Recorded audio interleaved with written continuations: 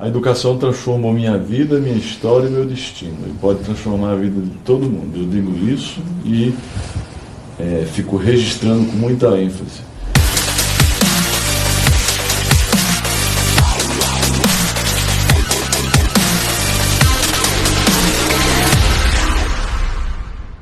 Olá, queridas pessoas, seres de luz maravilhosos. Estou aqui para mais uma entrevista do Papo com o Zé. E hoje eu estou mais iluminado ainda, hein, gente? Fala sério, eu adoro me conectar com pessoas extraordinárias.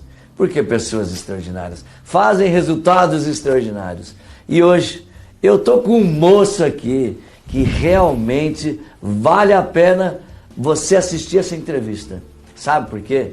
Porque de engraxate ele se tornou um grande empresário. Aliás, ele foi para a capa da Forbes. E mais uma coisa, na diversidade mais profunda, ele pôde transcender. Esse meu entrevistado de hoje foi juiz federal do trabalho, abriu mão para ser procurador federal do trabalho, abriu mão para ser grande empresário.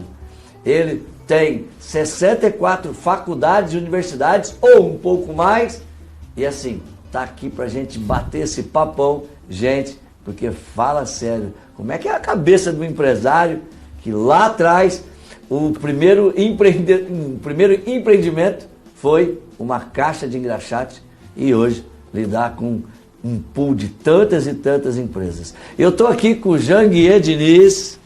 Muito obrigado por ter vindo, prazerão, estou muito feliz de você estar aqui e bem-vindo. Prazer, meu Zé, é uma satisfação enorme estar aqui com você para trocar ideias sobre educação, sobre empreendedorismo, enfim, sobre a vida, né? Queridos, o Janguier, como eu, acredita na educação e com certeza a educação transformou a nossa vida. E a educação faz a gente ter esse propósito no mundo. Janguier, fala um pouquinho sobre a importância da educação. O que foi a educação para você na sua vida? A educação é um motor que move uma nação, né? É um instrumento transformador e libertador de qualquer indivíduo. A educação transformou minha vida, minha história e meu destino. E pode transformar a vida de todo mundo. Eu digo isso e fico registrando com muita ênfase. Graças à educação que eu saí de um estado de pobreza extrema, do sertão paraibano, depois Naviraí, no Mato Grosso, depois de Pimenta Bueno, e consegui construir uma grande história na minha vida. Então eu sempre digo para todos que é importante procurar se educar, é importante ler, é importante estudar, porque é através da educação e juntamente com o empreendedorismo que você pode construir grandes histórias, grandes empreendimentos e até impérios. Janguier, como é que é sobre... O que a pessoa tem que fazer para ter essa programação mental positiva, ter esse foco, essa obstinação, essa vontade louca de fazer, realizar as coisas? A gente chama de mindset, né? Como ter um mindset positivo, como programar a mente para realmente estar pronto para superar as adversidades e sobre qualquer variável você saber, vai dar certo e eu vou conseguir. Pois é, a prosperidade hoje, o sucesso e a prosperidade não é um passeio no bosque, né? É uma vida, é uma caminhada por tempestade, por um caminho cheio de pedregulhos, de ervas daninhas, de muitos obstáculos, de muitas pedras, de muitas adversidades. Já dizia T. Harv Eker, né, que um dos grandes princípios do guerreiro é aquele que, se você só estiver disposto a fazer o que é fácil, sua vida será difícil. Mas se você estiver disposto a fazer o que é difícil, sua vida será fácil. Logo, para a gente crescer, prosperar, vencer na vida e ser feliz em abundância, o primeiro passo é a gente decidir mudar e transformar a nossa vida. E não basta apenas decidir, não basta apenas pensar, eu vou fazer, tem que agir, tem que começar de forma determinada, né? Tem que trabalhar duro, de forma árdua e extenuante. Depois que você decidir, você tem que começar a sonhar em mudar é sonhar em criar coisas, sonhar em criar empreendimentos, mas não basta apenas sonhar, porque o sonho é apenas o primeiro passo. Você ensina muito bem isso, né? O primeiro passo para o sucesso e a prosperidade. Você tem que transformar seu sonho num propósito de vida, num projeto de vida. E tem que traçar metas, e com muita disciplina, com muita determinação, com muito foco, muita perseverança. E até obstinação, e além disso, muito trabalho, né? Sim. Lutar para transformar e para materializar aquele sonho em realidade. Mas não basta isso, porque às vezes você sonha, você é determinado, mas se você não se sente merecedor, e aí a gente defende e advoga e ensina a crença da meritocracia, do merecer, do ser merecedor. Se você não se acha merecedor, de nada vale você lutar, porque você não vai conquistar aquilo que você não se acha merecedor. Mas além de você sonhar, você ser determinado, você trabalhar, você se achar merecedor, você tem que ter uma programação, um mindset, aquilo que você chama no seu livro de mindset mental, para o sucesso, para a riqueza, para a prosperidade. Porque se você não tiver um condicionamento mental para conquistar, para ser um vencedor, para adquirir felicidade e abundância e ter uma felicidade plena, fatalmente você não conquistará. Não adianta você ter outros atributos que não conquistará. Porque como é que você vai conquistar aquilo que você, por exemplo, não se programou, por aquilo que você acha que é indigno, por exemplo? Então, é super importante que você tenha uma programação mental para sucesso. E um exemplo muito que pode ilustrar isso, esse ponto de vista, aquelas pessoas que não têm uma programação mental para a riqueza, por exemplo. Aquelas pessoas que ganham na loteria, a maioria deles perdem, porque não tinha um condicionamento mental. O seu eu interior, o seu interior não estava preparado para adquirir aquele benefício, aquela riqueza, aquele dinheiro. Diferentemente disso, as pessoas que sempre tiveram programação mental para a conquista, para a vitória, para o triunfo, que mesmo quebrando, mesmo falindo, como é o meu caso, que falei algumas vezes nos meus primeiros empreendimentos, essas pessoas reconstroem facilmente e rapidamente a sua vida, uma ou duas ou três vezes. A gente pode ilustrar esse ponto de vista com o presidente dos Estados Unidos, Donald Trump, né? Sim. Que faliu pelo menos duas vezes e reconstruiu, porque ele sempre teve um mindset para o sucesso, para a riqueza, sempre teve uma programação mental de vitórias e conquistas. Gente, grandes dicas do Jean Guier, e lembre-se, é impossível você realmente ser uma pessoa próspera e feliz sem ter essa energia interna. É como se a tua programação mental, o teu mindset, fosse o merecimento que você tem, a projeção que você faz nessa vida, nessa terra.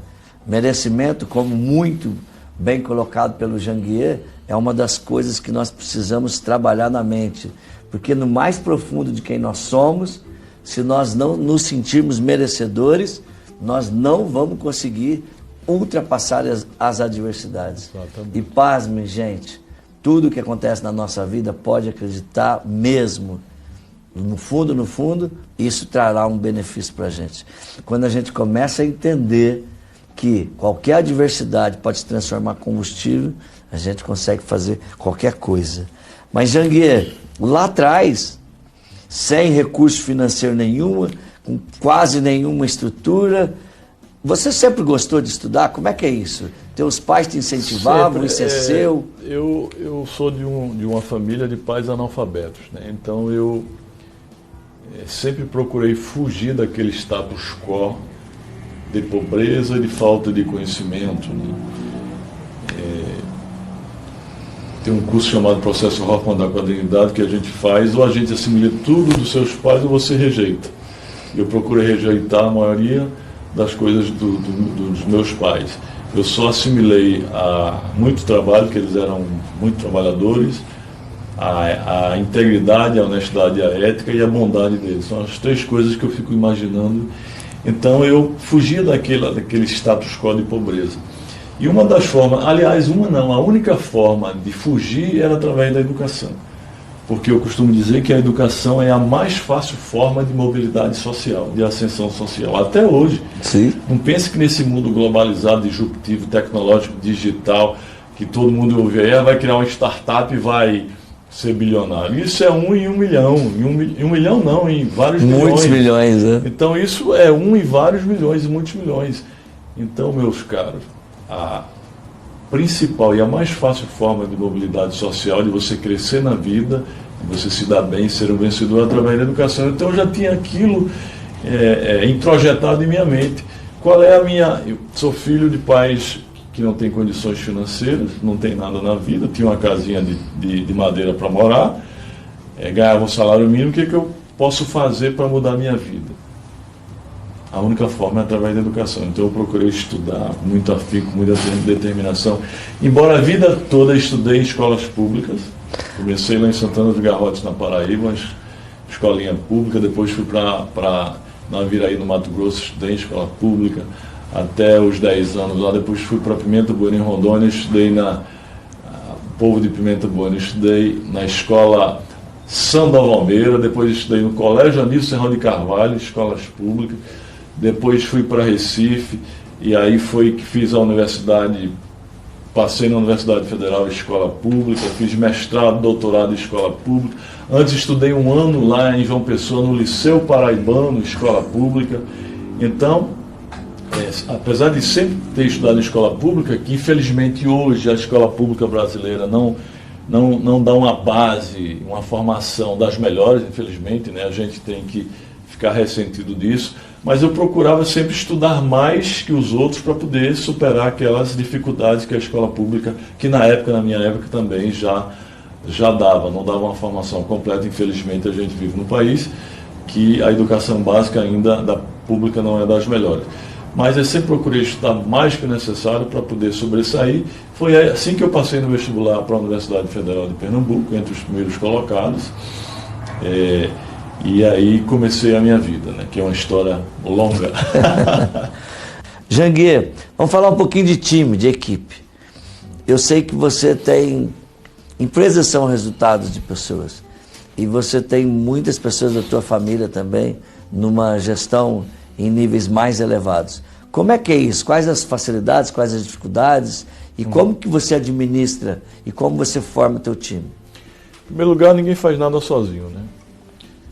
Eu tenho hoje um grupo que é o 5º do Brasil, um grupo com mais de 180 mil alunos, 11 mil colaboradores, mas não fui eu que criei, eu apenas criei. Ele se desenvolveu graças ao time, graças às pessoas. As Sim. pessoas são a alma do grupo C educacional.